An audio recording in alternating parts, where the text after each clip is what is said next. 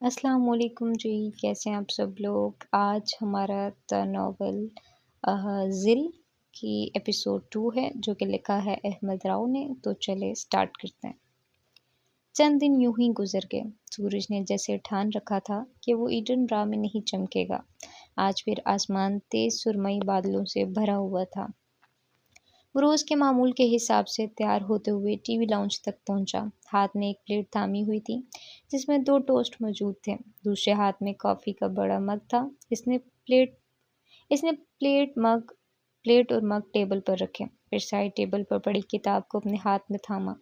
ابھی اس نے کتاب کھولی ہی تھی کہ اس کی نظر سامنے والی دیوار کے کونے پر پڑی، اور وہاں دیکھتے ہی یزین کا سانس پھولنے لگا۔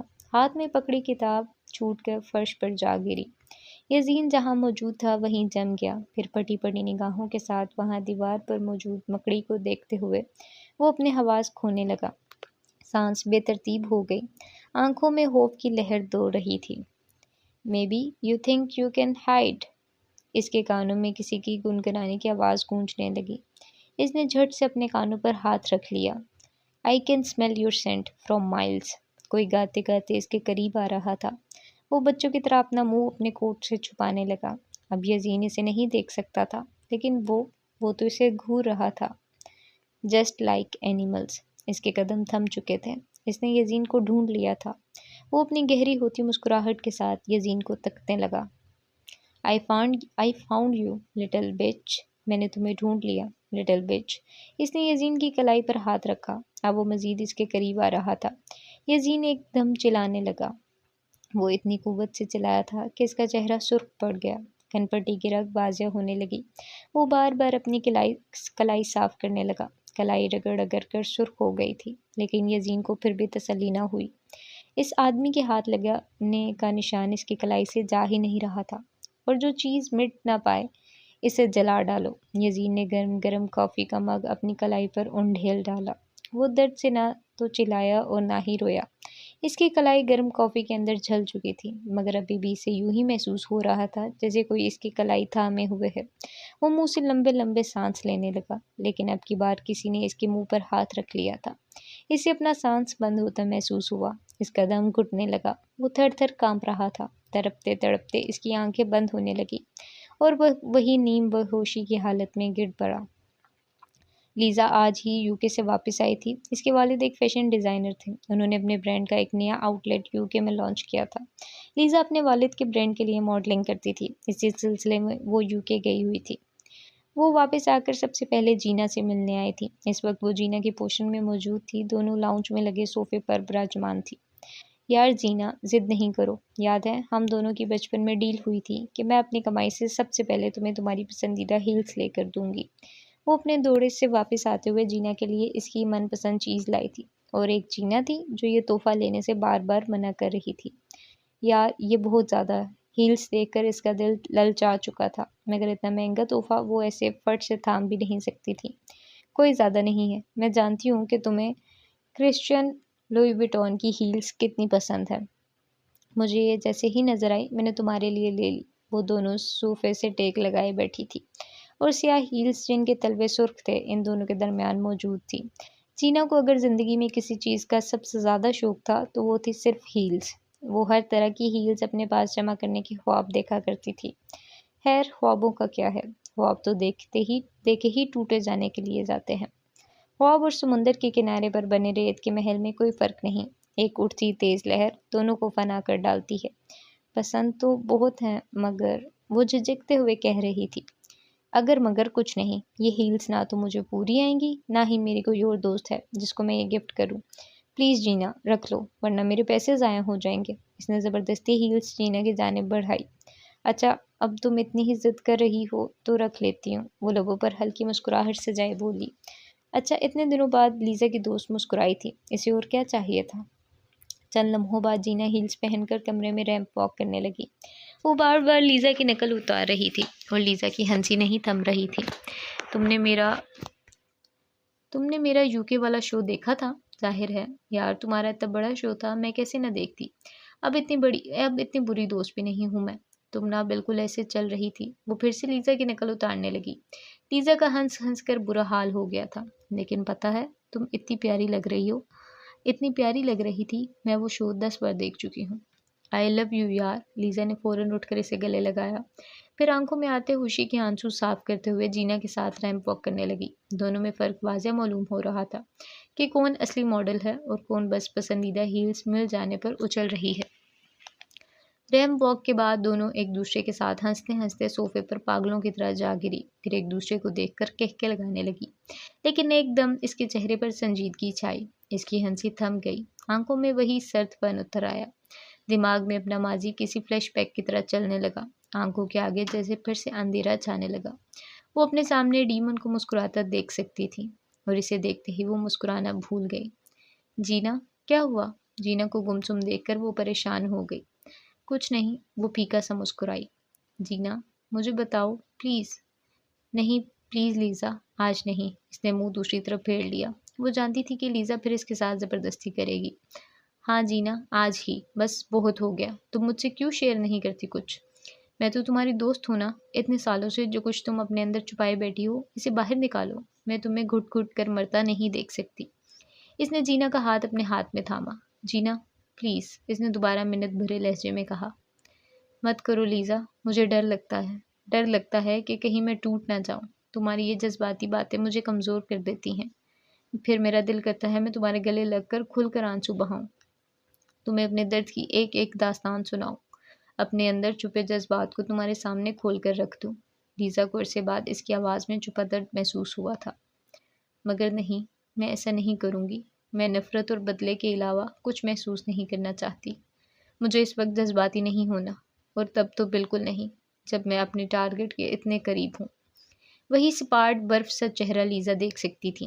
اب پتہ ہے جینا، تمہیں یوں زندہ لاش کی طرح جیتے دیکھ کر مجھے کتنی تکلیف ہوتی ہے۔ تمہیں لگتا ہے کہ تم اس طرح اپنا درد چھپا کر مضبوط بن جاؤ گی۔ ہاں، ہوں میں مضبوط۔ سچ کہوں تو مجھے تم پر ترس آتا ہے۔ بچپن میں ہی انکل کی ڈیتھ ہو گئی۔ وہ جینا کے بدلتے چہرے کو دیکھ سکتی تھی۔ آنٹی نے انکل کے مرنے کے چند ماہ بعد ہی دوسری شادی کر لی۔ اپنی ماں کے ہوتے ہوئے بھی تم نے لاوارثوں کی طرح زندگی گزاری۔ تمہارا اپنا تو کوئی تمہارے پاس تھا ہی نہیں۔ جینا کے چہرے پر درد کی لہر دوڑی، آنکھیں تکلیف سے چور ہونے لگی، مگر وہ ابھی بھی کچھ نہیں بولی۔ تم جتنا پتھر دل آج تک میں نے نہیں دیکھا۔ تم نے اپنے ارد گرد نفرت کی اتنی بڑی دیوار کھڑی کر دی ہے کہ تمہیں کسی کی محبت محسوس ہی نہیں ہوتی۔ تم نے زندگی کو جینا چھوڑ دیا، کھل کر سانس لینا بند کر دیا، آہستہ آہستہ کر کے اپنے سب دوست کھو دیے۔ آج کون ہے تمہارے ساتھ؟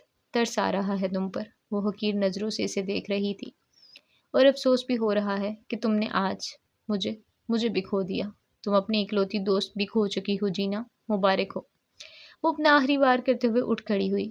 ایک قدم، دوسرا قدم، تیسرا قدم۔ ابھی اس نے اٹھایا ہی تھا کہ جینا بول پڑی۔ وہ اپنی اکلوتی دوست کو نہیں کھو سکتی تھی۔ اس کے پاس لیزا کے سوا بچا کون تھا؟ لیزا دل ہی دل میں مسکرائی۔ اس کا جذباتی ڈرامہ کام کر گیا تھا۔ پھر وہ اس کے قریب جا بیٹھی۔ 15 سال کی تھی میں لیزا، صرف 15۔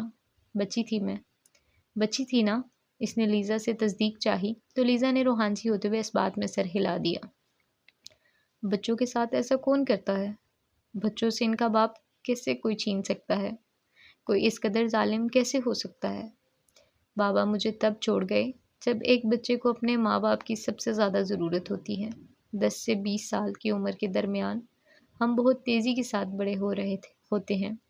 ہمیں قدم قدم پر کسی کے مشورے، کسی کی مدد کی، کسی کے رہنمائی کی ضرورت ہوتی ہے۔ ہمیں زمانے کی سمجھ بوجھ نہیں ہوتی، ایسے میں کسی کا گائیڈ کرنا بے حد ضروری ہوتا ہے۔ مگر بابا تو چلے گئے تھے، وہ تو مجھے بڑی دنیا میں تنہا چھوڑ گئے تھے۔ مجھے تو ان کی ضرورت تھی، بہت ضرورت۔ وہ بولتی گئی اور لیزا چپ چاپ سنتی رہی۔ وہ عرصے بعد اپنے دل کا غبار نکال رہی تھی۔ ماں باپ کو کبھی نہیں مرنا چاہیے، انہیں اپنی اولاد سے کبھی نہیں بچھڑنا چاہیے۔ وہ مر جائیں تو اولاد در بدر ہو جاتی ہے۔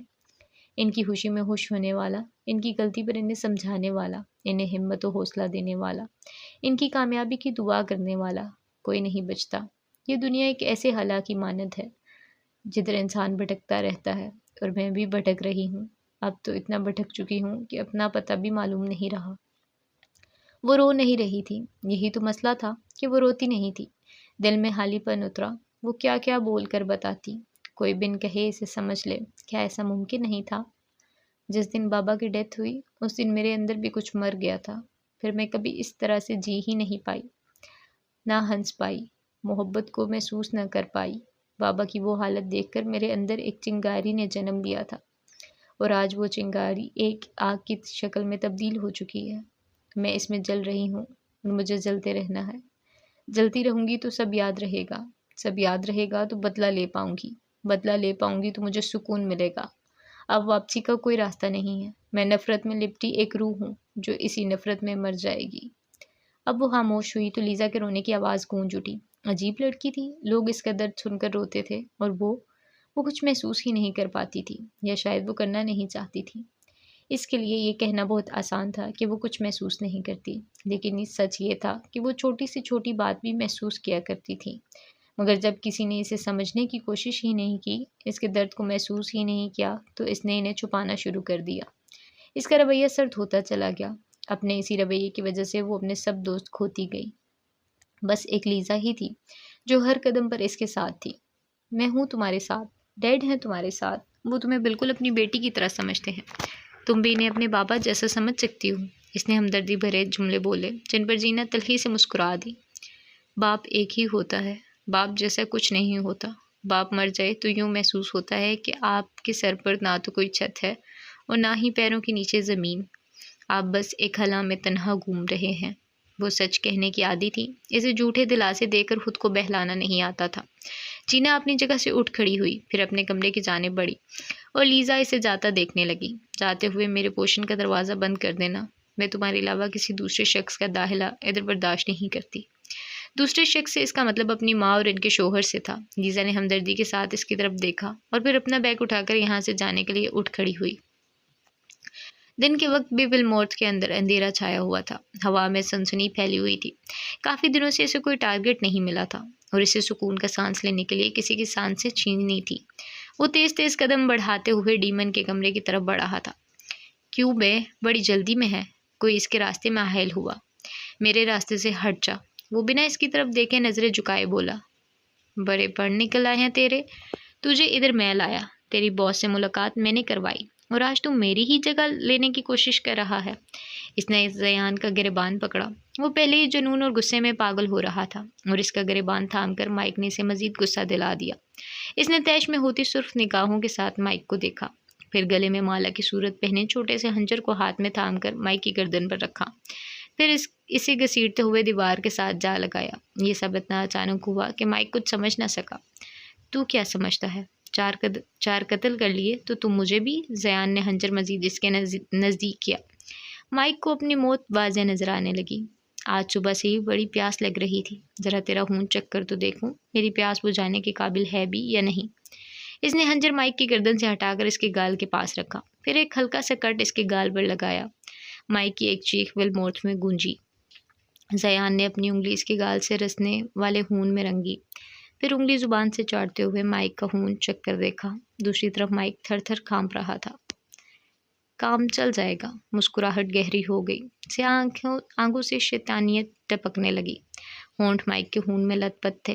وہ بڑی بڑی آنکھوں کے ساتھ مائک کو گھورنے لگا۔ مائک خوف کے مارے کچھ سمجھ ہی نہ پایا۔ اس نے زیان کو دھکا دیتے ہوئے وہاں سے بھاگنا چاہا۔ ابھی وہ 2 قدم آگے ہی آیا تھا کہ زیان نے اس کی کمر میں ایک زوردار لات ماری۔ وہ لات کھاتے ہی زمین پر الٹا جا گرا۔ وہ آگے بڑھا، اپنا پاؤں مائک کی کمر پر رکھ کر اسے مسلنے لگا۔ باس، مجھے بچا لیں، مجھے اس چلات سے بچا لیں، وہ ڈیمن کے کمرے کی طرف دیکھتے ہوئے چلایا۔ چہرے پر موت کا سایہ منڈلا رہا تھا۔ وہ موت کا فرشتہ اسے بالوں سے گھسیٹتے ہوئے اس کا چہرہ پیچھے کی طرف لے جا رہا تھا۔ مائک کے سر کا پچھلا حصہ کمر کو جا لگا۔ ابھی مائک کچھ بولتا یا رحم طلب کرتا، زیان نے جھٹ سے اپنا خنجر اس کی گردن پر چلاتے ہوئے اس کی شہرک کاٹ ڈالی۔ ایک دم خون ابل ابل کر باہر نکلنے لگا۔ مائک کا جسم تڑپنے لگا، آنکھیں سفید ہو گئی۔ زیان نے اپنا ہاتھ فرش پر گرتے خون میں رنگا، پھر اس خون کو سونگا۔ سکون کی ایک لہر اس کے چہرے پر دور اٹھی۔ I love this smell، مجھے اس خوشبو سے محبت ہے۔ وہ اپنے ہاتھ بار بار خون میں رنگنے لگا، پھر خون میں لت پت اپنے ہاتھوں کو منہ پر ملنے لگا۔ آنکھیں پرسکون ہو گئی تھی، یوں جیسے یہ گرم کھولتا خون اس کو ٹھنڈک بخش رہا ہو۔ रात होते ही चांद आसमान पर चमक उठा, सितारे झिलमिलाने लगे।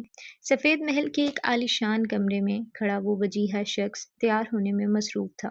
स्याह पेंट कोट पहने, बालों को जल की मदद से पीछे की तरफ टिकाया हुआ था। हाथ में पहनी बूढ़े चमड़े वाली घड़ी में वो बार बार वक्त देख रहा था। चलें डिज़ीन? एक दरमियानी उम्र की औरत कमरे में दाखिल हुई। हल्के भूरे रंग के वेवी लेयर्स वाले बाल जो माथे पे बैंग्स की सूरत लटके हुए थे, गजाली आंखें, तीखे नैन नक्श, गोरी रंगत। वो अपनी उम्र से काफी छोटी मालूम हो रही थी। यस माई स्वीट हार्ट, नर्म और प्यार भरा लहजा। डज़ीन आलूना की तरफ देखकर लम्हे भर को साकत हुआ। वो सियाल आबादी में मलबूस थी, गले में छोटा सा नेकलेस पहना हुआ था। तुम्हें देखकर आज भी दिल धड़कना भूल जाता है। डज़ीन इसके करीब आया। अयोना फीका सा मुस्कुराई। दिल कर रहा है एलेक्स से माजरत कर लूं और फिर हम दोनों अकेले कहीं डेट पर चले। वो इसके दोनों बाजू अपने हाथों में थामे हुए था। अपना रोमांस तुम बाद में कर लेना, अभी चलो, देर हो रही है। डिज़ियन इसका जवाब सुनकर खामोश हुआ, मुस्कुराहट गायब हो गई। तो अब ये मुझे हुक्म देगी कि मुझे क्या करना है क्या नहीं। ये मुझे कंट्रोल करेगी। मुझे कोई कंट्रोल नहीं कर सकता, कोई नहीं। इसके अंदर एक तूफान उठा। डिज़ियन ने आयोना के बाजू मजीद जोर से थामे। फिर अपनी पूरी कुव्वत लगाते हुए इसने आयोना को अपने हिसार में लिया। डिज़ियन, तुमने अपनी दवाई ली थी ना? वो डिज़ियन के अंदर उठते तूफान को महसूस कर सकती थी। चेहरे पर बढ़ती सख्ती देखकर खौफ इसके जिस्म में फैल गया। दवाई तो अब तुम्हें मैं दूंगा। आवाज गहरी हो गई। इसने आयोना को झट से बेड पर झटका। आयोना की सांसें नाहमवार हुई। डिज़ियन ने अपनी जेब से फोन निकाला और किसी को कॉल मिलाई। हेलो एलेक्स, यार आई एम सॉरी। अयोना की तबीयत खराब हो गई है अचानक, इसलिए हम नहीं आ सकते। वो तहम्मुल और नरमी से बात कर रहा था, यूं जैसे इधर कुछ हुआ ही नहीं। इसने एलेक्स का जवाब सुनते ही फोन काटा। अयोना बेड से हिल भी ना पाई। वो जानती थी अब क्या होने वाला है। डिज़ियन ने कोट उतारकर दूर कहीं फेंका। वो वहशत भरी निगाहों के साथ अयोना को देख रहा था। इसने अपनी शर्ट उतारी तो कमर पर सांप का टैटू नुमाया नजर आया। डिज़ियन नाकिस एक सियासी कारकुन था, मिनिस्ट्री फॉर कम्युनिटी सेफ्टी, मगर क्या वो वाकई दूसरों की हिफाजत करता था? दुनिया के सामने दिखने वाला फरिश्ता सिर्फ इंसान, नर्म और ठंडे मसाज का वो शख्स, असल में एक साइकोपैथ था। वो हर एक चीज पर अपना कंट्रोल चाहता था। कोई भी इसके रास्ते में आता तो वो इसे ऐसी सजा देता कि सुनने वाले की रूह तक कांप उठती। अयोना इसकी बीवी थी, मगर सिर्फ और सिर्फ सोशल स्टेटस के लिए। वो एक सियासी कारकुन था, इसका माशरे में एक मुकाम था। इसे अपना स्टेटस बरकरार रखने के लिए अयोना की ज़रूरत थी। वो अपने एक दूसरे नाम से मौत का जो खेल सिर्फ अपने मज़े और सुकून के लिए खेलता था। इसके बारे में कोई भी कभी नहीं जान पाया था। अगर कोई इसके खिलाफ जाने की कोशिश करता तो वो इस शख्स को हमेशा के लिए गायब कर देता था। यज़ीन की कलाई पर जलने का हल्का सा निशान बन चुका था। वो ज़ख्म पर दवाई लगा रही थी और वो चुपचाप बैठा जीना को देख रहा था। आज जिसने मेकअप नहीं किया था, आंखें थकी थकी मालूम हो रही थी, यानी वो आजकल कम या बिल्कुल भी नहीं सो रही थी। यजीन इसे इतने गौर से देख रहा था कि जीना ने गैर आरामदा महसूस करते हुए इसकी जानिब देखा। इसने नजरें झुका ली। ये लो, लगा दी दवाई। यजीन ने जीना से बोला था कि काफी गलती से इसके हाथ से छूट गई थी, मगर जीना ने इसकी बात का यकीन नहीं किया। यकीन कर भी लेती अगर इसे पता न होता कि यजीन अक्सर खुद को खुद ही तकलीफ देता था। जीना ने इसकी हालत देखकर ज्यादा इसरार नहीं किया, मगर वो जान चुकी थी कि यजीन ने काफी खुद किराई है। ये तो ज़ाहरी ज़ख्म है, कुछ दिन में खुद भर जाएगा। मेरी रूह पर लगे ज़ख्मों पर मरहम रख सकती हो? बताओ। इसने तलखी के साथ नफ़ी में सर हिलाया। फिर वही बातें, तुम्हें मेरी बात का असर नहीं होता, है ना? आई आई एम सॉरी जीना। वो एकदम बौखला गया। तुम जानती भी हो कि मुझे तुम्हारी कितनी फ़िक्र रहती है। मैं पूरी दुनिया में सिर्फ तुम्हारी दिल से परवाह करती हूँ। तुम ऐसी बातें करते हो तो मुझे अच्छा नहीं लगता। इसने जीना की निगाहों को गौर से देखा। वो झूठ नहीं कह रही थी। इसकी निगाहें इसके अल्फाज का साथ दे रही थी। अगर तुम्हें अच्छा नहीं लगता तो मैं आइंदा ऐसी बातें नहीं करूंगा। ये बात हमेशा याद रखना यजीन, कि मुझसे ज्यादा तुम्हारी भलाई कोई नहीं चाह सकता। वो इसकी सुरमई आंखों में घूर रहा था। फिर किसी जादू के जरिए असर सर हिला दिया। तुमने आज लाइब्रेरी क्यों खोली थी? इतना बड़ा जख्म बना हुआ है बाजू पर। बिना कोई दवाई लगाए शहजादे साहिब काम पर चले गए। तुम्हें किसने बताया था कि मैंने लाइब्रेरी खोली थी? वो किसी और सोच में गुम हुआ। मैं सुबह तुम्हारे घर आई थी, मगर दरवाजे को लॉक लगा देखा, और जाहिर है तुम लाइब्रेरी ही गए होगे। और कहाँ जाना है तुमने? डॉक्टर के पास तो यकीनन नहीं गए होगे, वरना दवाई मुझे आकर ना लगानी पड़ती। तुम बहुत नजर रखती हो मुझ पर। वो हल्का सा मुस्कुरा दिया। रखनी पड़ती है। तुम कहाँ जाते हो, क्या करते हो, मुझे सब पता होना चाहिए। वो हक जता रही थी। Of course my guardian angel. और यजीन को इसका हक जताना अच्छा लगा था। फिर इसने फर्स्ट एड बॉक्स में दवाई वापस रखकर इसे बंद किया और बॉक्स को इसकी जगह पर रखने के लिए ऊपर की जानिब कदम बढ़ाने लगी।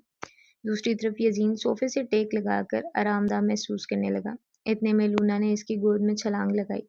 फिर मुंह से पिन बाहर निकालकर यजीन की जानिब फेंकी। लूना बेटा, आपने फिर अपनी पिन उतार दी। बेटा, अच्छे बच्चे अपने बड़ों का कहना मानते हैं। वो इसे बड़ी गौर फिक्र के साथ समझा रहा था। आगे से लूना मियाऊं मियाऊं करके अपने हक में गवाही देने लगी। शायद इसका कहना था कि ये पिन इसने नहीं उतारी।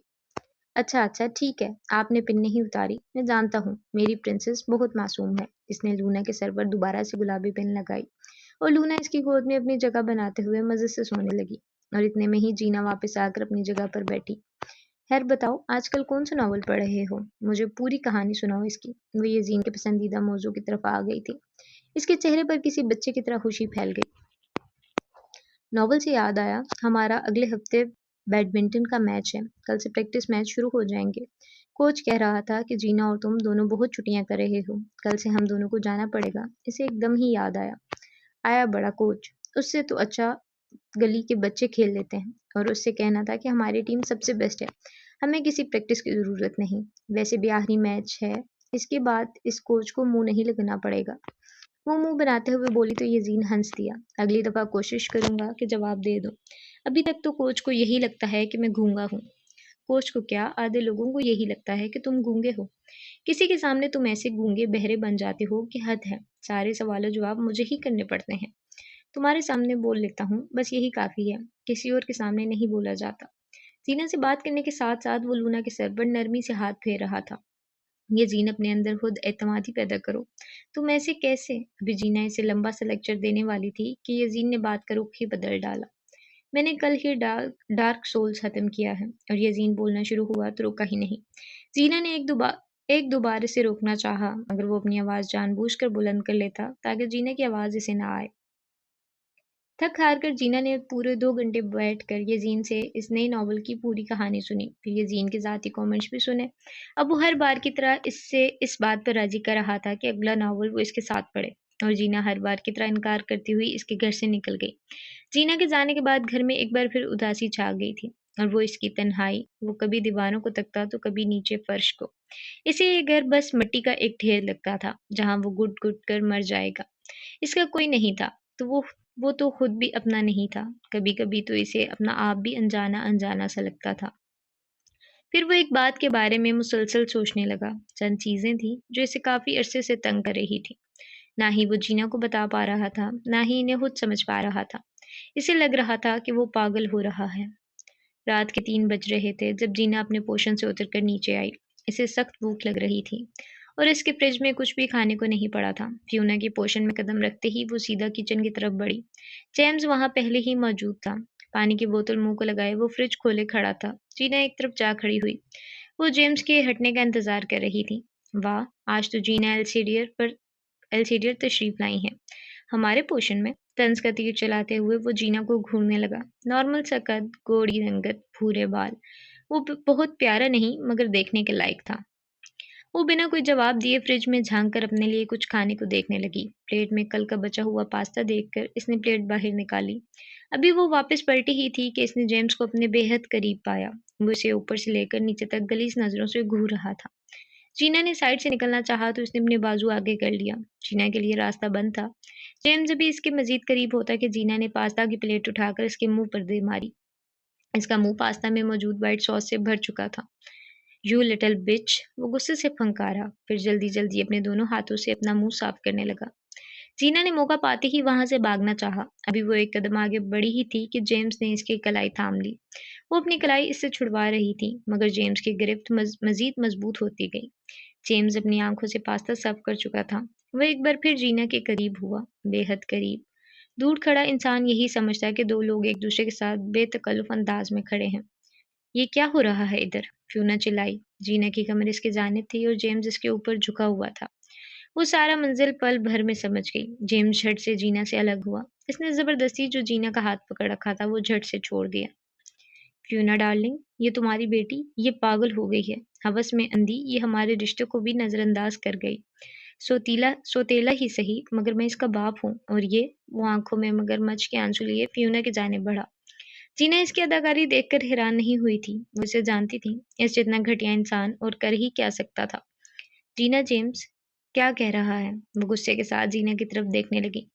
آپ کا شوہر ہے، آپ خود ہی سن لیں۔ وہ اپنی صفائی میں کچھ نہیں بولی، جانتی تھی کہ فیونا اب اس کی ماں ہونے سے پہلے جیمز کی بیوی بن کر سوچتی تھی۔ پھر وہ سیڑھیوں کی طرف بڑھی۔ آج تم ایسے نہیں جا سکتی، تم اس قدر گر جاؤ گی، میں نے سوچا بھی نہیں تھا۔ آنکھوں میں ڈھیر شکوے سجائے وہ جینا کو دیکھنے لگی۔ وہ ایک بار پھر ان کی بات کو نظر انداز کرتے ہوئے سیڑھیاں چڑھنے لگی۔ اس نے ابھی پہلی سیڑھی پر قدم رکھا ہی تھا کہ فیونا نے اس کا بازو تھاما، اس کا رخ اپنی جانب کیا اور ایک زناٹے دار تھپڑ جینا کے منہ پر رسید کیا۔ جیمز پاس کھڑا یہ سب دیکھ کر لطف اندوز ہو رہا تھا۔ شرم آ رہی ہے مجھے تمہیں اپنی بیٹی کہتے ہوئے، تم اپنے ہی سوتیلے باپ کے ساتھ یہ غلیظ حرکتیں کرو گی؟ مجھے بالکل اندازہ نہیں تھا۔ گھٹیا لڑکی، آنکھوں میں آنسو بھر آئے، لہجے میں رنج تھا، اور وہ بنا کوئی تعصب منہ پر لائے برف بنی ان کے سامنے کھڑی رہی۔ اس کے چہرے پر اپنے ماں کے تھپڑ کا نشان چھپ چکا تھا۔ میں آپ کی بیٹی ہوں بھی نہیں، میں السیڈیر کی بیٹی ہوں، تو آپ کی یہ جذباتی باتیں مجھ پر کچھ اثر نہیں کرنے والی۔ اس نے جھٹ سے فیونا کو درست کیا۔ بہتر ہے کہ آپ اپنے باسٹرڈ شوہر کے گلے میں پٹا ڈال کر رکھیں، آوارہ کتوں کو یوں کھلا نہیں چھوڑا جاتا۔ وہ گراتے ہوئے واپس پلٹی ہی تھی کہ اس کی آواز کمر پر ایک بھاری ہاتھ پڑا، پھر دوسرا، پھر تیسرا۔ جیمز اسے پاگلوں کی طرح تھپڑ مارے جا رہا تھا، ساتھ اسے گھٹیا سے گھٹیا گالیاں دے رہا تھا۔ لمحے بھر کو وہ کچھ سمجھ نہ پائی۔ اس کی ماں دور کھڑی آنسو بہا رہی تھی، اور ان کا شوہر ایک گالی سن کر آگ بگولا ہو کر جینا کو مار رہا تھا۔ اس نے ساتھ پڑے ٹیبل پر رکھا گلدان اٹھایا اور بنا دیکھے اپنے پیچھے کھڑے جیمز کے سر پر دے مارا۔ گلدان اس کے سر سے لگ کر ٹوٹا اور فرش پر بکھر گیا۔ اس کی کمر پر پڑنے والے تھپڑ تھم گئے۔ اس نے مڑ کر دیکھا تو جیمز اپنا سر تھامے کھڑا تھا، ہلکا ہلکا خون اس کے سر سے بہہ رہا تھا۔ فیونا جھٹ سے جیمز کی جانب لپکی۔ ابھی بھی اسے اپنے شوہر پر یقین تھا۔ دوسری جانب وہ اپنی سن ہوتی کمر کو تھامے کھڑی تھی۔ جیمز تھوڑی دیر سنبھلنے کے بعد واپس جینا کی طرف بڑھا۔ بس، بہت ہوا، اب نہ تو میں ایک اور تھپڑ برداشت کروں گی اور نہ ہی ایک اور گالی۔ تمہاری ایک گالی سن کر بہت غیرت جاگ رہی ہے تو چلے کیوں نہیں جاتے یہاں سے؟ وہ اپنا پورا زور لگا کر چلائی۔ جاؤ، دفع ہو جاؤ، اپنی بیوی کا ہاتھ تھام کر ابھی اور اسی وقت میرے باپ کے گھر سے نکل جاؤ۔ وہ باہر کے دروازے کی طرف اشارہ کر رہی تھی۔ جینا، اس کی ماں غصے میں پھنکاری۔ کیا جینا؟ وہ اتنی زور سے چلائی تھی کہ اس کا منہ سرخ پڑ گیا، منہ گردن کی رگیں واضح ہونے لگیں۔ پچھلے 12 سالوں میں آپ نے میرا پوچھا میں کس حال میں ہوں؟ آپ نے یہ جاننے کی کوشش کی؟ آپ مجھے گھٹیا کہتی ہیں، اصل میں آپ خود گھٹیا ہیں۔ بابا کے ہوتے ہوئے بھی آپ کا اس کے ساتھ چکر تھا، اور بابا کے مرنے کے بعد تو آپ کو موقع ہی مل گیا تھا۔ پھر آپ نے اس موقع کا بھرپور فائدہ اٹھاتے ہوئے اس کمینے انسان سے شادی کر ڈالی۔ وہ سچائی کا آئینہ فیونا کو دکھانے لگی تو فیونا نے نظریں جھکا لی۔ وہ جانتی تھی کہ جینا سچ بول رہی ہے۔ اس سب میں میں کدھر ہوں؟ میرا کیا؟ وہ چیخ چیخ کر اپنی ماں سے سوال کر رہی تھی۔ جینا کدھر گئی؟ وہ کیسی ہے؟ کیا آپ نے کبھی سوچا؟ نہیں، آپ نے کبھی میرا نہیں سوچا۔ آپ جیسی خود غرض عورت اپنی موج مستی کی خاطر اپنی سگی اولاد تک کو بھول گئی، اور آج میں نے بھی آپ کو بھلا دیا۔ ایک ایک لفظ پر زور دیا گیا۔ مر تو آپ میرے لیے اسی دن گئی تھی جب اس گھٹیا شخص نے پہلی بار میرے ساتھ زیادتی کرنے کی کوشش کی تھی۔ آپ جانتی تھی کہ غلط میں نہیں بلکہ آپ کا شوہر ہے، آپ کے اس شوہر کی نیت میں ہی کھوٹ ہے، مگر آپ نے اس گھٹیا شخص کو کچھ کہنے کے بجائے الٹا میرے منہ پر ہی تھپڑ رسید کیا تھا۔ اسے وہ 17 سالہ کی عمر میں کھایا گیا تھپڑ آج بھی یاد تھا، اور آج میں نے مکمل طور پر آپ کو دفن کر ڈالا۔ سمجھیں کہ میں بن ماں کے پیدا ہوئی تھی، صرف ایک باپ تھا جو بچپن میں ہی فوت ہو گیا۔ اب آپ کا اور میرا کوئی رشتہ نہیں۔ بہتر ہے کہ آپ میرے باپ کے گھر سے نکل جائیں، اپنی غلاظت اب کہیں اور جا کر پھیلائیں۔ وہ دو ٹوک لہجے میں کہتی ہوئی اپنی پوشن کی جانب بڑھ گئے، اور وہ دونوں اسے جاتا دیکھنے لگے۔ 2 ماہ پہلے وہ اپنے باپ کی اسٹڈی میں داخل ہوئی۔ اس نے یہیں سے اپنی کھوج شروع کی تھی۔ اسٹڈی کافی عرصہ بند رہنے کی وجہ سے ہستہ حالت میں تھی۔ بک شیلف میں لگی کتابیں دھول مٹی میں ڈھکی ہوئی تھی۔ السیڈیر کی اسٹڈی نیچے والے پورشن میں موجود تھی۔ اس کے مرنے کے بعد جینا نے یہاں آنا چھوڑ دیا تھا۔ یہاں السیڈیر کی بہت سی یادیں موجود تھیں۔ وہ ان سے دور بھاگنے کی ایک ناکام کوشش کر رہی تھی۔ فیونا نے بھی اسٹڈی کو تالا لگا دیا تھا جو آج عرصے بعد وہ کھول رہی تھی۔ اس نے اپنا پہلا قدم اسٹڈی کے اندر رکھا۔ السیڈیر کی آواز اس کے کانوں میں گونجنے لگی۔ وہ وہاں سامنے سربراہی کرسی پر بیٹھتا تھا۔ جینا روز چپکے سے اسٹڈی میں داخل ہونے کی کوشش کرتی تھی۔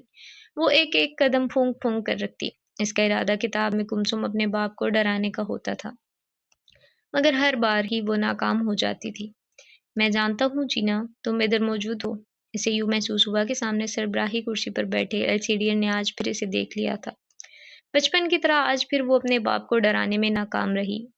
آپ کو کیسے پتہ چل جاتا ہے کہ میں اسٹڈی میں داخل ہوئی ہوں؟ میں نے تو کوئی آواز بھی نہیں نکالی۔ وہ اپنے سامنے کھڑی 10 سالہ جینا، جو کہ ناراض معلوم ہوتی تھی، کو حسرت بڑی نگاہوں سے تکنے لگی۔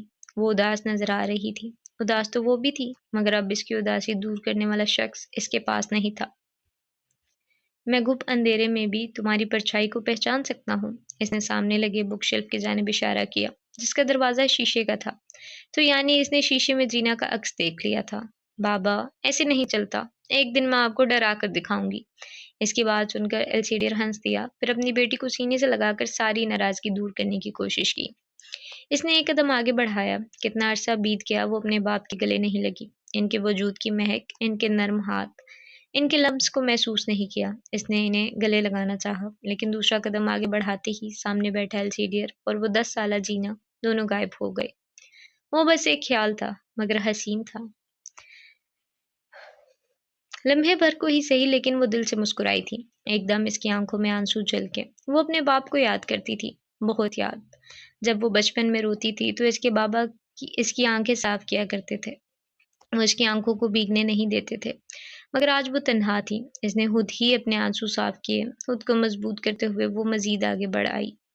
السیڈیر ایک جرنلسٹ تھا جو اکثر ہی ارد گرد ہونے والے عجیب و غریب واقعات کی حقیقت پر سے پردہ اٹھانے کی کوشش میں مگن رہتا تھا۔ وہ جس کیس کے پیچھے پڑ جاتا تھا، اس کی حقیقت کو سامنے لا کر ہی دم لیتا تھا۔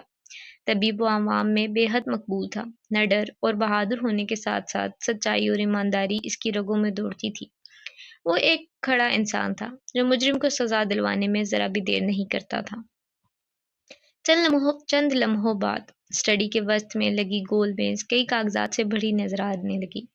وہ اپنے باپ کی اسٹڈی میں موجود تمام کاغذات کو پڑھ کر دیکھ رہی تھی۔ وہ جاننا چاہتی تھی کہ جن دنوں اس کا باپ قتل ہوا، ان دنوں وہ کس کیس پر اسٹڈی کر رہا تھا۔ یہ بات تو واضح تھی کہ اس کے باپ کا قتل کرنے والا شخص ان سے خاصی دشمنی رکھتا تھا۔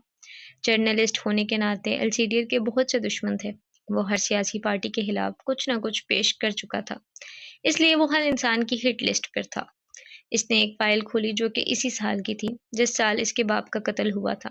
فائل کے اندر ہر اس کیس کے پیپرز موجود تھے جن پر السیڈیر نے اس سال کام کیا تھا۔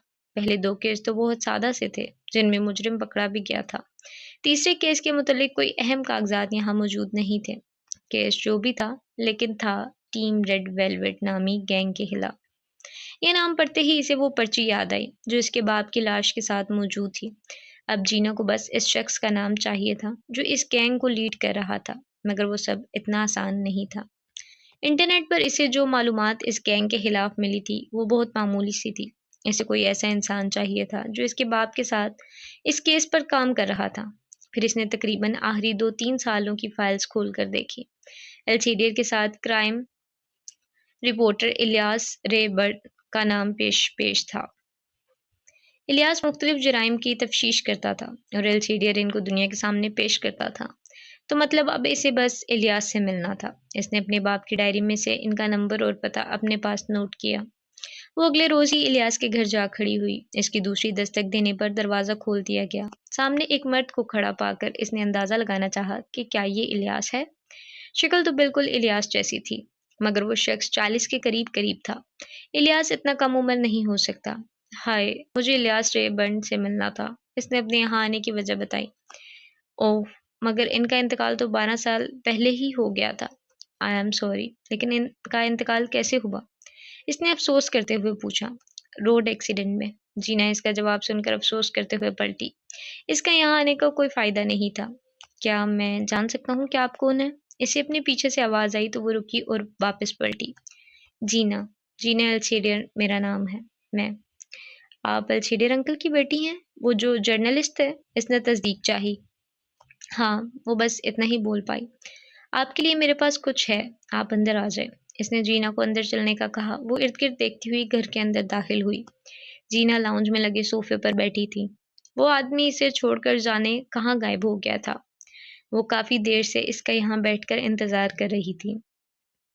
इसने यहाँ से उठकर जाने का इरादा किया तो वो लाउंज में दाखिल होता दिखाई दिया। इसके हाथ में एक यूएसबी थी जो इसने आगे होकर जीना की तरफ बढ़ाई। जीना ने हाथ आगे बढ़ाकर यूएसबी थाम ली। ये डैड ने मुझे अपने मरने से 1 घंटे पहले दी थी। ये इनकी नहीं थी। वो चाहते थे कि ये यूएसबी इसके असली हकदार तक पहुँचाऊँ। और जानती हैं, उन्होंने मुझसे कहा था कि मुझे जीना एल्सेवियर को ढूँढने की कोई ज़रूरत नहीं। वो खुद एक दिन मेरे पास आएगी। आज उसने अपने बाप की आखिरी ख्वाहिश पूरी कर दी थी। वो बेहद सुकून महसूस कर रहा था। आपका बहुत शुक्रिया। अब मैं चलती हूँ। वो इस यूएसबी को बार-बार घूर कर देख रही थी। शायद इसमें कोई सबूत महफूज हो, कोई ऐसा सबूत जो इसे कातिल तक पहुंचा दे। यही सोचते-सोचते वो इलियास के घर से निकलती दिखाई दी थी। इसने घर आकर यूएसबी अपने लैपटॉप में लगाई। यूएसबी में मौजूद फाइल्स को खोलने के लिए पासवर्ड दरकार था। इसने अपने ज़हन पर ज़ोर दिया, इसके बाबा आखिर क्या पासवर्ड रख सकते हैं? लेकिन इसे ज़्यादा देर तक सोचना नहीं पड़ा। इसकी तारीख़ी पैदाइश के अलावा क्या पासवर्ड हो सकता था? इसने अपनी तारीख़ पैदाइश पासवर्ड की जगह डाली तो पासवर्ड खुल गया। सामने चंद फाइल्स मौजूद थीं, जिन्हें वो एक-एक करके बड़े गौर से पढ़ रही थी। आखिरी फाइल में मौजूद रिपोर्ट के मुताबिक आज से 12 साल पहले नौजवान बच्चों के गायब होने का सिलसिला शुरू हुआ था, तो थमा ही नहीं। कोई नहीं जानता था कि यकदम वो बच्चे कहाँ चले जाते थे। मगर इनके गायब होने के ठीक हफ्ते बाद इनकी आधी उधड़ी हुई लाश कभी शहर के किसी कोने से मिलती, कभी किसी दूसरे कोने से। लाश में सिर्फ हड्डियां जो कि टूटी होती, कटा हुआ मांस, गोश्त और बच्चे का चेहरा मौजूद होता। इनके तमाम अज़ान निकाल लिए जाते थे। आहिस्ता आहिस्ता ऐसे वाक़यात बढ़ते गए। इलियास को ये केस थमाया गया था। वो इस केस को लीड कर रहा था। इलियास एल्सीडियर इलियास का बहुत पुराना दोस्त था। नेज़ ये कि एल्सीडियर हमेशा ही इलियास के साथ हर केस पर काम करता था। अब वो दोनों मिलकर इस केस को हल करने की कोशिश कर रहे थे। उन्होंने गायब होने वाले तमाम बच्चों के रिकॉर्ड्स चेक किए। इस वक्त सोशल मीडिया इतना आम नहीं था। बहुत सारे बच्चों के सोशल मीडिया अकाउंट्स मौजूद भी नहीं थे। मगर ईमेल हर बच्चे के पास थी। इन सब बच्चों की ईमेल्स में एक ईमेल यकसा थी, जिसका डोमेन नेम मुख्तलिफ था। डोमेन नेम रेड वेलवेट के नाम पर था। ईमेल्स की बदौलत ये लोग बच्चों को उकसाते थे। सबसे पहले कोई छोटा-सा टास्क दिया जाता, जो कि हर बच्चा बआसानी मुकम्मल कर लेता था। जैसे कि ब्लेड से अपने हाथ पर कट लगाना, किसी जानवर को नुकसान पहुँचाना वगैरह। हर टास्क मुकम्मल करने पर इन्हें पैसे दिए जाते थे, मगर कोई भी बच्चा इस वक्त तक सारे पैसे नहीं ले सकता था, जब तक वो सारे टास्क खत्म न कर ले। बच्चे मजीद टास्क मुकम्मल करते जाते और इनके पैसे बढ़ते जाते। सब टास्क मुकम्मल करने के बाद इन्हें एक जगह का पता ईमेल किया जाता, जहां पर टीम का नुमाइंदा आकर इनको इनके पैसे पकड़ा जाएगा। लेकिन ऐसा कभी ना होता। ये सब सिर्फ एक जाल था, बच्चों को अपनी तरफ बुलाने का। जो कोई बच्चा भी पैसे लेने जाता, वो कभी लौट कर वापस ना आता और 1 हफ्ते बाद उसकी लाश बुरी हालत में मिलती। देखने से यही लगता था कि बच्चों के ऑर्गन्स निकाल कर इनको बेच दिया होगा और फिर इनकी लाश को कहीं फेंक दिया जाता होगा। मगर सिर्फ ऐसा नहीं था। पोस्टमार्टम की रिपोर्ट्स कहती थी कि इन बच्चों को बुरी तरह पहले टॉर्चर किया जाता था। इनका जिस्म अपनी मर्जी के मुताबिक इस्तेमाल किया जाता। इन्हें बुरी तरह जिनसी और जिस्मानी ज़्यादती का निशाना बनाया जाता है और इसके बाद इन्हें बुरी तरह कत्ल करके इनके अज़ा निकाले जाते हैं। अस्तगफिरुल्लाह। लाश ऐसी हालत में बरामद होती थी कि देखने वाला चीख मारे बगैर न रह पाता। ऐसा कोई शैतान ही कर सकता था। मगर सच तो ये है कि इंसान अगर अपनी इंसानियत और हमदर्दी खो दे तो वो शैतान को भी पीछे छोड़ देता है। एल्सेडियन ने डोमेन नेम को WHOIS में सर्च करके भी देखा था, मगर ऐसी प्रोटेक्स लेकिन वहाँ पर प्राइवेसी प्रोटेक्शन लगा हुआ था, जिसकी वजह से इस डोमेन नेम के असल मालिक का पता ना चल सका। इलियास और एल्सेडियर दोनों काफ़ी अरसा इस केस के पीछे पड़े रहे। इन्हें बस इतना हुआ कि इस सब के पीछे कोई डीमन नामी शख्स था, मगर इसका असली नाम वो दोनों नहीं जान पाए। एल्सेडियर ने बेतहाशा आर्टिकल्स, टॉक शोज इस सब के खिलाफ किए। लोगों तक ये बात फैलाई कि किस तरह इनके बच्चों को ट्रैप किया जा रहा है। लोगों को समझने में वक्त लगा, लेकिन वो समझ गए। ماں باپ اپنے بچوں پر نظر رکھنے لگے، کسی بھی ایسی ای میل کا جواب دیے بغیر انہیں ڈیلیٹ کر دیتے۔ وہ ایلسیڈیئر ہی تھا جس نے لوگوں میں اس سے متعلق شعور پیدا کیا تھا۔ آہستہ آہستہ بچے غائب ہونا بند ہو گئے، سب اس بات سے خوش تھے، مگر کوئی تھا جو اس سے خوش نہیں تھا۔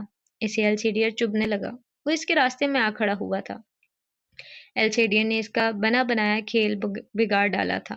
جینا سب فائلز پڑھ چکی تھی، لیکن ان میں ایسا کچھ موجود نہیں تھا جہاں پر اسے اپنے باپ کے قاتل کا نام پتہ چلتا، مگر فائلز کے علاوہ وہاں ایک وائس ریکارڈنگ موجود تھی۔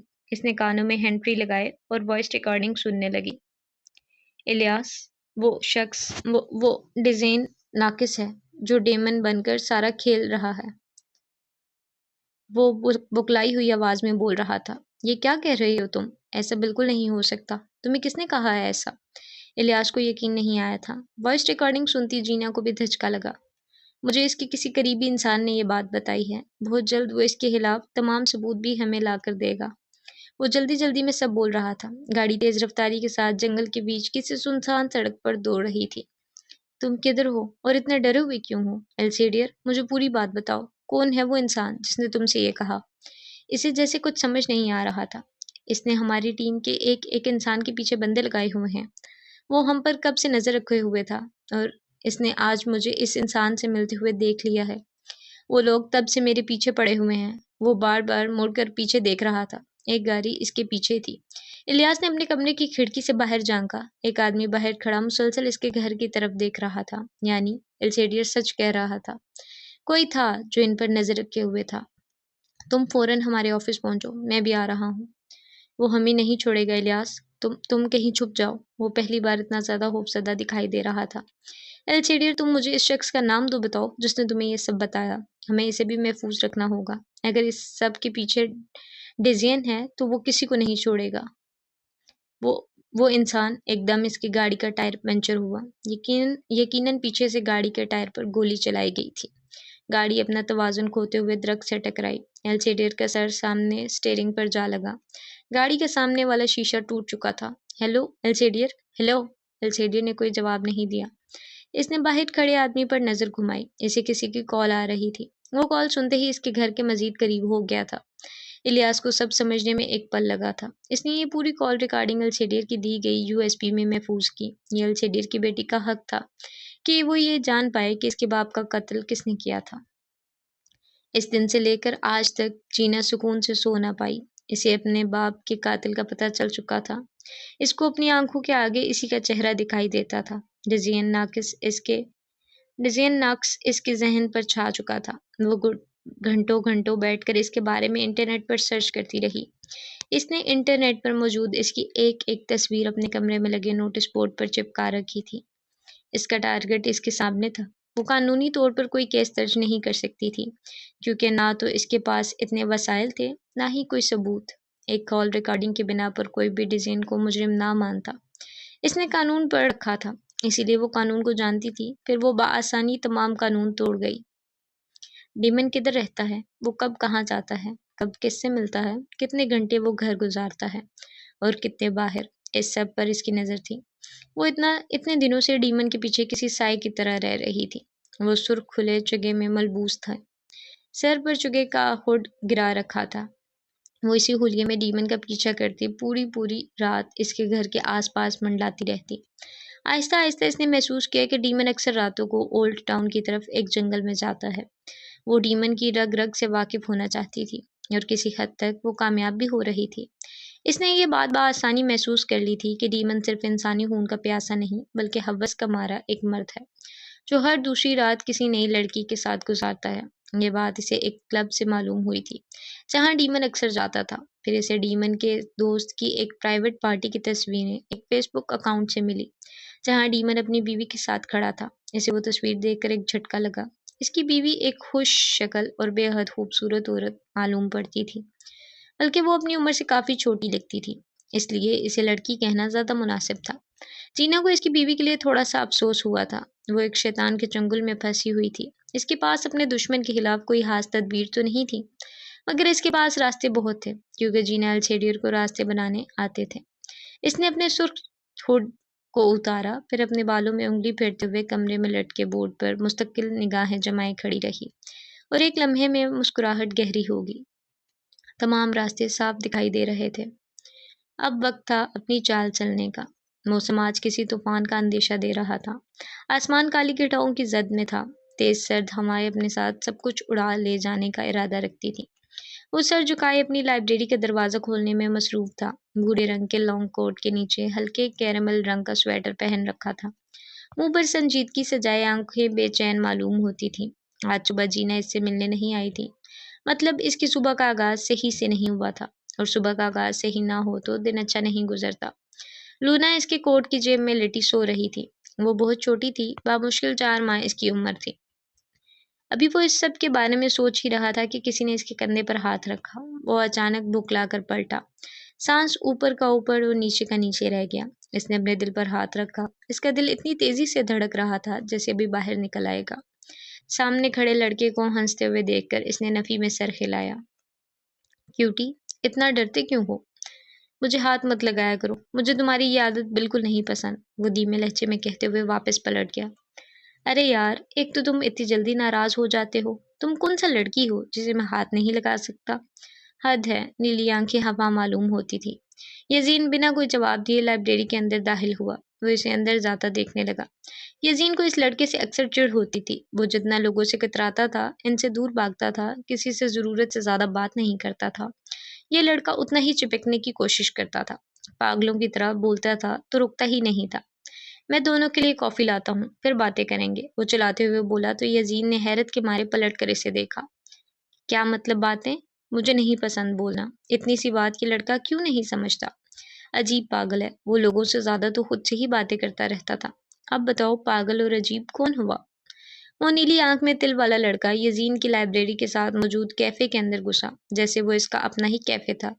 कैफे के बाहर L&S कैफे का बोर्ड लगा हुआ था। खामोश और स्याह रात ईडन रा पर उतरी। वो तंग गलियों से गुजरती हुई अपनी मंजिल की तरफ बढ़ रही थी।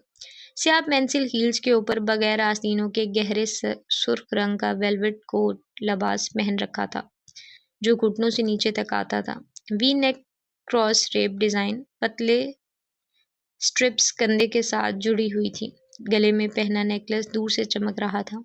बालों को खुला छोड़ा गया था, जो तेज हवा के बायस बार बार इसके मुंह के आगे आ रहे थे। होंठों पर सुर्ख लिपस्टिक लगाए चेहरे पर गहरी मुस्कुराहट सजा रखी थी। सर्दी से बचने के लिए इसने फर वाला स्याह लॉन्ग कोट कंधों पर गिरा रखा था। वो आज अपने अंदाज से बेहद मुख्तलिफ लग रही थी, बेहद हसीन और दिलकश। यूं कि कोई इसे एक नज़र देखकर वापस न देखे, ऐसा मुमकिन नहीं था। चाल ऐसी बावकार और पुरएतमाद कि देखने वाले देखते ही रह जाएं, मगर निगाहें न हट पाएं। इसके परफ्यूम की खुशबू ईडन ब्रा की गलियों को दूर दूर तक महका गई थी। वो अब जरा तेज कदम बढ़ा रही थी। शहर से दूर वो एक तंग गली में गायब हुई। सामने एक लोहे का मजबूत दरवाजा था, जिसके बाहर एक लंबा चौड़ा आदमी खड़ा था। इसके इर्द गिर्द चलते लोग दरवाजे से अंदर दाखिल हो रहे थे। इनके लिबास इतने छोटे थे कि आधा तन भी नहीं ढका हुआ था। हाथ में नशावर सामान, शराब की बोतलें थामे हर एक शख्स लंबी पार्टी करने के मूड में था। वो भी इनके बीच गुम होती अंदर दाखिल हुई। अंदर का मंजर देखकर इसकी आंखें फटी की फटी रह गई। अंदर लोगों का रश जमा था। सब एक दूसरे के बेहद करीब, फासला बढ़ाए बराए नाम भी ना था। हर कोई जोशो खरोश के साथ नाच रहा था। एक कोने में डीजे वाला बैठा था, जो एक से एक गाने निकाल कर लगा रहा था। अंदर सुर्ख लाइट्स ऑन थी। दरमियान में एक बहुत बड़ा डिस्को ग्लोब फर्श पर रोशनी बिखेर रहा था। वो इन सब के बीच गैर आरामदा सा महसूस करने लगी। इसने पहली बार किसी क्लब का रुख किया था, इसीलिए वो एक एक चीज को बड़े गौर से देख रही थी। जीना इर्द गिर्द मौजूद हर इंसान पर नजर रखे हुए थी। एक तरफ चंद सोफे लगे थे, जिसके साथ ही ड्रिंक बार थी। इसका शिकार कहाँ था, इसे समझ नहीं आ रही थी कि वो इतने सारे लोगों में इसे कैसे ढूंढेगी। अभी वो ये सोच रही थी कि किसी ने पीछे से इसके कंधों पर हाथ रखा। इसने झट से मुड़कर देखा। दराज कद का खुशनुमा शख्स नशे में चूर इसकी जानिब देख रहा था। ये कोट उतार दो बेबी गर्ल, यहाँ ऐसे कोट पहनना मना है। वो बेतकल्लुफ अंदाज में बात कर रहा था, यूं जैसे वो दोनों बहुत अरसे से एक दूसरे को जानते हों। बेबी गर्ल, माय फुट, वो गुस्से से कहती हुई वहां से हटी। बार के पास पहुंचकर इसने एक नजर ऊपर घुमा कर देखा। اوپر کئی کمرے تھے، اسے وہ بے ڈھنگ سا چلتا ہوا ایک کمرے میں داخل ہوتا دکھائی دیا۔ سینا وہی ساکت ہو گئی، وہ اوپر موجود تھا اور وہ اسے نیچے ڈھونڈ رہی تھی۔ وہ جلدی سے سیڑھیوں کی جانب لپکی۔ میم، اوپر جانا منع ہے۔ وہاں کھڑے سیکورٹی گارڈ نے اسے ہاتھ کے اشارے سے روکا۔ کیوں؟ اوپر کے کمرے وی آئی پیز کے لیے ہیں اور وہ سب کمرے پہلے سے ہی بک ہیں۔ مجھے اپنے بوائے فرینڈ کے پاس جانا ہے۔ اس کے دماغ میں یہی ایک بہانہ آیا تھا۔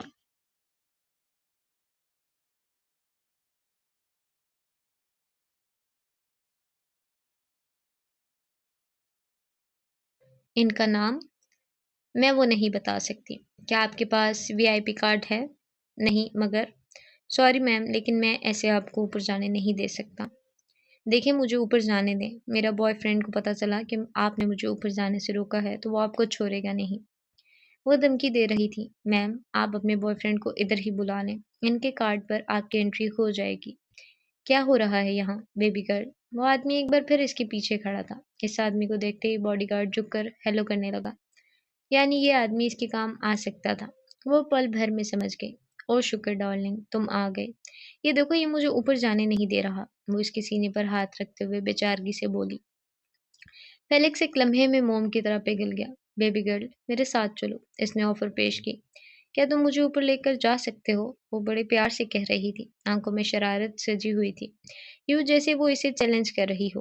فیلکس نے اس کی کلائی پکڑی اور اسے اوپر لے کر جانے لگا۔ باڈی گارڈ فیلکس کو دیکھتے ہی پیچھے ہٹ گیا۔ وہ تیز تیز قدم بڑھاتے سنسان روڈ پر بھاگ رہا تھا۔ سڑک یوں ویران تھی جیسے پورا شہر کہیں غائب ہو گیا ہو اور یہاں ایک انسان بھی نہ بستا ہو۔ سڑک پر پھیلی دھند آگے کا راستہ دیکھنے میں مشکل حائل کر رہی تھی۔ وہ پھر بھی ایک پل کے لیے نہ رکا۔ اس کے پیچھے موت کا فرشتہ لگا ہوا تھا۔ وہ بڑے بڑے ڈھگ بھرتا ہوا اپنے شکار کے مزید قریب ہوتا جا رہا تھا۔ وہی سیاہ لبادہ جو اس کی شخصیت کو مزید خوفناک بنا رہا تھا۔ ہاتھ میں ایک کلہاڑی موجود تھی جسے وہ مضبوطی سے تھامے ہوئے تھا۔ اس آدمی نے مڑ کر دیکھا، اس کے پیچھے کوئی نہیں تھا، یوں جیسے وہ موت کا فرشتہ دھند میں غائب ہو گیا ہو۔ اس نے حیرت سے ارد گرد دیکھا، وہاں کوئی نہیں تھا۔ ماتھے پر آتے ٹھنڈے پسینے کو وہ ہاتھ کی مدد سے صاف کرنے لگا، پھر وہ واپس پلٹا۔ کاش وہ نہ پلٹتا۔ اس کے سامنے وہ سیاہ چگے والا شخص کھڑا تھا جو کہ اسے کسی آدم ہوڑ کی طرح ہونہار نگاہوں کے ساتھ دیکھ رہا تھا۔ ابھی وہ آدمی ڈر کے مارے ایک قدم پیچھے ہٹنے ہی والا تھا کہ زیان نے کلہاڑی اس کے سر پہ دے ماری۔ فضا میں ایک چیخ بلند ہوئی۔ اس کے سر کے 2 حصے ہو چکے تھے۔ وہ اپنے دم توڑتے ہوئے نیچے جا گرا۔ زیان نے خون سے بڑی کلہاڑی اپنی زبان کے ساتھ لگائی۔ دوسرے ہی لمحے اس نے آدمی کی لاش پر تھوکا۔ غلیظ خون۔ وہ خون شاید اس کے معیار کا نہیں تھا۔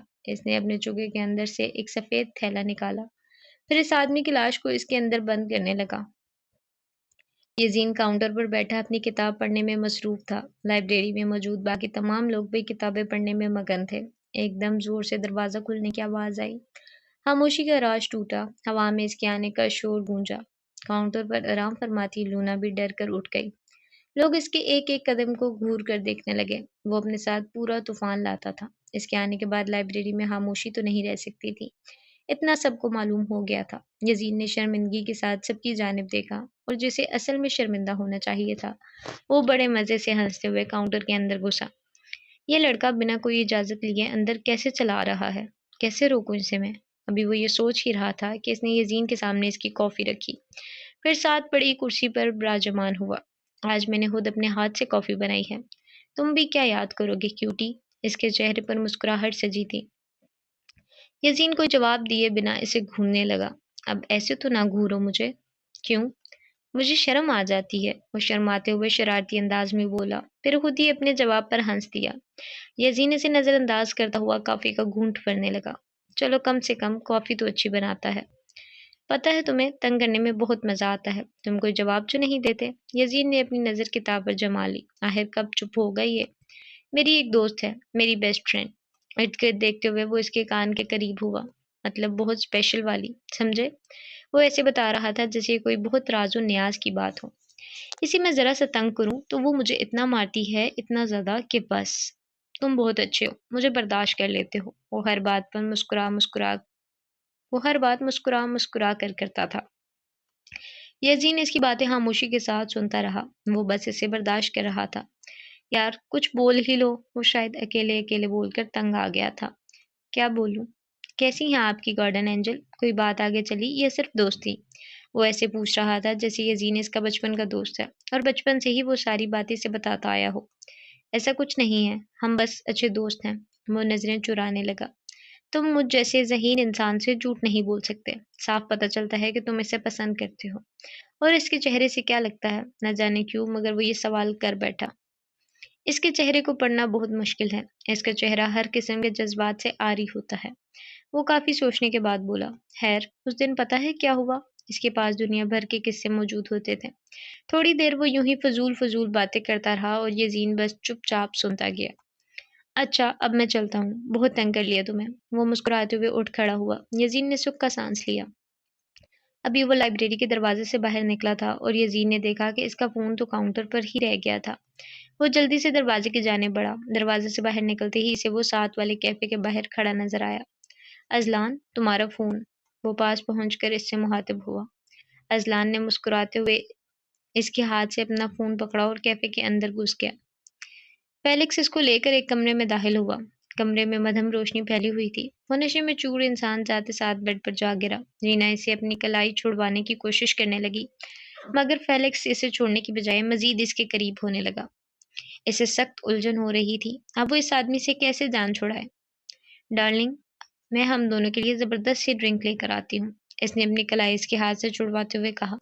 نہیں آج بہت ڈرنک کر لیا، اب آؤ مل کر کچھ مزے کرتے ہیں۔ اس نے جینا کی کلائی مزید مضبوطی سے تھام لی۔ آنکھیں نشے کی وجہ سے بار بار بند ہو رہی تھی۔ چھوڑو مجھے۔ ایسے کیسے چھوڑ دوں؟ اتنی حسین ہو تم۔ وہ اس کو اپنی طرف کھینچنے لگا۔ جینا کے چہرے پر جنون طاری ہوا۔ اس کی نگاہوں کے آگے فیلکس کا چہرہ چھانے لگا۔ اس نے اپنے دوسرے ہاتھ کی مدد سے پاؤں میں پہنی ایک ہیل اتاڑی، پھر اپنا پورا زور لگاتے ہوئے ہیل اس کے سر کے پچھلے حصے میں دے ماری۔ وہ اپنا سر پکڑتے ہوئے دور ہٹا۔ اس کے سر سے ہلکا ہلکا خون نکلنے لگا۔ جینا جلدی سے بیڈ سے اٹھی اور دروازے کی طرف بھاگی۔ ایک ہیل اس کے ہاتھ میں تھی اور دوسری پاؤں میں۔ وہ جلدی جلدی یہاں سے نکلنا چاہتی تھی۔ فیلکس اسے گالی دیتا ہوا اپنی جگہ سے اٹھا۔ جینا دروازے تک پہنچ چکی تھی۔ دروازہ لاک تھا۔ وہ جلدی جلدی لاک کھولنے لگی۔ فیلکس ابھی کمرے کے درمیان میں ہی پہنچا تھا کہ اس کا سر چکرانے لگا۔ نشہ تو پہلے ہی اس کے سر پر حاوی ہو رہا تھا۔ جینا کی ہیٹ سر پر مارنے کے بعد سر مزید چکرانے لگا۔ پہلے تو وہ جنون میں بیڈ سے اٹھ کھڑا ہوا تھا، مگر سر میں اٹھتی ڈیسو کا احساس جسے اب ہوا تھا۔ وہ دھڑام سے نیچے فرش پر جا گرا۔ جینا نے بنا کوئی لمحہ ضائع کیے کمرے سے باہر قدم بڑھائے۔ وہ خود کو نارمل کرتے ہوئے دوسرے کمرے کی جانب بڑھی۔ اندر داخل ہو کر اس نے لاک لگا لیا۔ وہ سامنے بیڈ پر بے حال سا گرا پڑا تھا۔ اس کا شکار اب اس کے سامنے تھا۔ شہر سے دور ایک جگہ آ کر اس کے قدم تھم گئے۔ اس کے سامنے کوڑے کے ڈھیر موجود تھے، جن کے ارد گرد جالی دار دیوار کھڑی کی گئی تھی، لیکن نشئی اور آوارہ پھرنے والے لوگوں نے جالی میں بڑے بڑے سوراخ کیے ہوئے تھے۔ یہاں سے وہ لوگ اندر داخل ہوتے تھے اور پوری رات نشہ کرنے اور جوا کھیلنے میں گزار دیتے تھے۔ وہ اس سفید تھیلی کو کندھے پر لادے جالی میں موجود ایک سوراخ سے اندر داخل ہوا۔ اندر اتنی بدبو پھیلی ہوئی تھی کہ ناک پر ماسک لگانے کا بھی کوئی فائدہ نہیں تھا۔ وہ بدبو کو برداشت کرتے ہوئے آگے بڑھا۔ کوڑے کے ڈھیر کے پیچھے چھپتے ہوئے وہ ارد گرد دیکھ رہا تھا۔ سامنے ایک کرین تھی جو کوڑے کو اٹھا کر ایک مشین میں ڈال رہی تھی۔ مشین میں کوڑا ڈالتے ہی مشین اس کوڑے کے ڈھیر پر پریشر ڈالتی اور اسے چھوٹے سے چھوٹا تر بنا دیتی۔ اس طرح کوڑے کو ڈیکمپوز کرنا آسان ہو جاتا۔ وہ اپنی کمر پر لادی اس لاش کو اس کوڑے کے ڈھیر کے قریب لے جانے لگا۔ کرین میں بیٹھا آدمی رات میں اتنی اونچائی سے نیچے ہونے والی اس کارروائی کو محسوس نہیں کر سکتا تھا۔ وہ قدم بڑھاتے ہوئے اس کوڑے کے ڈھیر کے پاس آ کھڑا ہوا جس کو کرین اٹھا کر مشین میں ڈال رہی تھی۔ کرین ابھی بھی اس کے سر کے اوپر سے گزر کر گئی تھی۔ وہ بال بال بچا تھا، ورنہ اس کی ایک آواز بھی کرین میں بیٹھے آدمی کو سنائی نہ دیتی، اور وہ اپنی جان سے ہاتھ دھو بیٹھتا۔ اس نے جلدی سے اس سفید تھیلی کو کوڑے کے اوپر پھینکا اور خود دور جا کھڑا ہوا۔ اگلے چکر میں کرین نے کوڑے کے ڈھیر کے ساتھ اس سفید تھیلی کو بھی اٹھا لیا اور دوسرے ہی پل اسے مشین میں ڈال دیا۔ مشین میں جاتے ساتھ اس کے جسم کی تمام ہڈیاں ٹوٹ گئی۔ اس کی لاش ایسے غائب ہوئی کہ کسی کو کانوں کان تک خبر نہ ہوئی۔ زیان مسکراتے ہوئے وہاں سے دور جانے لگا۔ اسے اس کھیل میں مزہ آنے لگا تھا۔ دل کو ایک الگ ہی سکون ملتا تھا۔ وہ ایک قاتل، ایک ٹریپ تھا۔ نہ جانے آج تک وہ کتنے قتل کر چکا تھا، گنتی شاید اب اسے خود بھی یاد نہیں تھی۔ یزین سپورٹس سوٹ پہنے سپورٹس کلب کے باہر کھڑا تھا۔ 2 دن بعد ان دونوں کا میچ تھا اور جینا کے ساتھ اس نے ایک بھی ٹیسٹ ویچ نہیں کھیلا تھا۔ وہ اسے مسلسل کال پر کال کر رہا تھا مگر وہ اس کی کال نہیں اٹھا رہی تھی۔ اس نے مجبوراً لیزا کو کال ملائی۔ وہ کال تو اس نے کر لی تھی مگر اب بات کیسے کرے؟ جینا میرے ساتھ نہیں ہے، وہ کل آئی تھی، اسے کسی پارٹی کے لیے میرا ڈریس چاہیے تھا، شاید وہ ادھر ہی گئی ہے آج۔ لیزا نے خود ہی سے ساری بات بتا ڈالی۔ یزین سے وہ واقف تھی، وہ کم کم ہی بولتا تھا۔ پارٹی؟ اسے سمجھ نہیں آئی۔ جینا نے تو اس سے ایسا کوئی ذکر نہیں کیا۔ میں نہیں جانتی، مجھے تو لگا تھا تم اس کے ساتھ جا رہے ہو۔ لیزا کا جواب سنتے ہی اس نے کال کاٹ دی۔ جینا کس کے ساتھ پارٹی پر گئی ہے اور کس پارٹی میں؟ وہ اس سوچ میں ڈوب گیا۔ تو تم آ ہی گئی، وہ جینا کو دیکھتے ساتھ بولا۔ آنکھیں ہلکی ہلکی بند تھی، یا شاید نشے میں اس قدر بھری ہوئی کہ وہ صحیح سے دیکھ بھی نہیں پا رہا تھا۔ جینا اپنی جگہ پر جم گئی۔ اسے کیسے پتا چلا کہ وہ یہاں آنے والی ہے؟ اس کے دل کی دھڑکن ناہموار ہوئی۔ کیا وہ پکڑی گئی ہے؟ ایلش بیبی، دور مت کھڑی ہو، میرے قریب آؤ۔ وہ باہیں کھول کر اسے اپنی طرف بلانے لگا اور جینا نے سکھ کا سانس لیا۔ مطلب وہ اسے کوئی اور سمجھ رہا تھا، یعنی کام اور آسان ہو گیا تھا۔ وہ آہستہ آہستہ ڈیزین کے قریب قدم بڑھانے لگی۔ اس شخص کی شکل خود پر دیکھ کر وہ خود پر قابو نہیں رکھ پا رہی تھی۔ اس کی آنکھوں کے آگے بار بار اپنے باپ کا چہرہ آ رہا تھا۔ وہ ماضی میں کھوتی چلی جا رہی تھی۔ آنکھیں غصے کے مارے سرخ ہونے لگی، چہرے پر ایک جنون طاری ہوا۔ اس نے اپنے کوٹ کے اندر سے ایک چاقو نکالا، اپنے دائیں ہاتھ میں تھامے چاقو کو اپنے پیچھے سوٹ کے اندر چھپایا۔ یہ کوٹ تو اتارو، وہ بے حد پیار بھرے انداز میں مخاطب ہوا۔ مرنے والے کی آخری خواہش تو پوری کرنی چاہیے، ہے نا؟ اس نے اپنا کوٹ اتار دیا۔ اسے دیکھ کر ڈیمن ہل بھی نہ پایا۔ وہ اس کی کشش سے متاثر ہوئے بنا نہ رہ سکا۔ جینا اس کے سامنے جا کھڑی ہوئی۔ کیا چیز ہو تم؟ وہ اپنے آپ پر قابو نہیں رکھ پا رہا تھا۔ میں بتاتی ہوں۔ وہ چہرے پر مسکراہٹ سجائے اس کے قریب آئی، پھر اس کے سینے پر ہاتھ رکھا اور ڈیمن اس کے ہاتھ کی گرمائش کو محسوس کرتے ہوئے دیوانہ ہو گیا۔ چلو آج ایک کھیل کھیلتے ہیں، وہ شرارتی انداز میں کہہ رہی تھی۔ پھر ڈیمن کا ہاتھ تھاما اور بیڈ کے ایک کنارے پر لگی ہتھکڑی کے اندر اس کا ہاتھ ڈالنے لگی۔ میرے ساتھ کیا کرنے کا ارادہ رکھتی ہو؟ اس نے جینا کے کان میں سرگوشی کی۔ بہت کچھ۔ اس کی آواز ڈیمن کے کانوں میں رس گھول گئی۔ جینا اس کا ہاتھ ایک ہاتھ ہتھکڑی میں باندھ چکی تھی، اب وہ اس کا دوسرا ہاتھ بیڈ کے دوسرے کنارے پر لے جانے لگی۔ آج تک میں لڑکیوں کو یوں قید کرتا آیا ہوں، تم وہ پہلی لڑکی ہو جس کے حوالے میں نے اپنا وجود کیا۔ جینا اس کی بات پر ہلکا سا مسکرائی، پھر اس کا دوسرا ہاتھ ہتھکڑی میں باندھا۔ اس کے دونوں ہاتھ بندھے ہوئے تھے، اب وہ پوری طرح سے جینا کے رحم و کرم پر تھا۔ جینا نے اپنے پیچھے چھپایا چاقو جھٹ سے ڈیمن کی گردن پر رکھا۔ وہ اس کی اس حرکت پر ہنس دیا۔ ہائے، تم تو پہلے ہی مجھے اپنی آنکھوں سے قتل کر چکی ہو، اس چاقو کی کیا ضرورت ہے؟ وہ جینا کے چاقو کو محض ایک مذاق سمجھ رہا تھا۔ جینا نے چاقو اپنی ہتھیلی پر رکھا، پھر کٹ لگایا۔ ڈیمن کا دماغ معاف ہو رہا تھا۔ اسے جینا میں اپنا جیسا جنون اور پاگل پن جھلکتا محسوس ہوا۔ جینا نے اپنی ہتھیلی ڈیمن کے لبوں سے لگائی۔ جینا کے خون سے اس کی زبان بھر چکی تھی۔ یہ مزیدار ہے نا؟ وہ مسکراتے ہوئے بولی، مگر اس کی مسکراہٹ میں کچھ تھا، کچھ ایسا جو ڈیمن کو کھٹکا تھا۔ یہ تم کیا کر رہی ہو؟ قدرے سخت انداز میں بولا۔ بتاؤ مجھے، یہ مزیدار ہے یا نہیں؟ میرے ہاتھ کھولو، وہ غصے سے چلایا۔ پہلے میرے سوال کا جواب دو، وہ اس سے بھی زیادہ زور سے چلائی۔ کون ہو تم؟ تم ایلش تو نہیں ہو؟ وہ جینا کی خمار سے باہر نکلا تو اس کا دماغ مکمل طور پر ہوش میں واپس آیا۔ مجھے پہچانا نہیں تم نے؟ وہ اس کے کان کے قریب آئی۔ میں جینا ایلسیڈیئر ہوں۔ ایلسیڈیئر، یاد ہے نا؟ اس نے ڈیمن کے کان میں سرگوشی کی۔ اسے بس ایک لمحہ لگا تھا اسے پہچاننے میں۔ اس نے جینا کی آنکھوں کو غور سے دیکھا۔ وہی سرد سرمئی آنکھیں، وہ ان سحر کن آنکھوں کو کیسے بھول سکتا تھا؟ تو تم اس باسٹرڈ ایلسیڈیئر کی بیٹی ہو؟ اس نے حقارت بھری نگاہوں سے جینا کی طرف دیکھا۔ اپنی گندی زبان سے میرے باپ کا نام لینے کی ضرورت نہیں ہے۔ اس نے ڈیمن کا منہ زور سے نوچا۔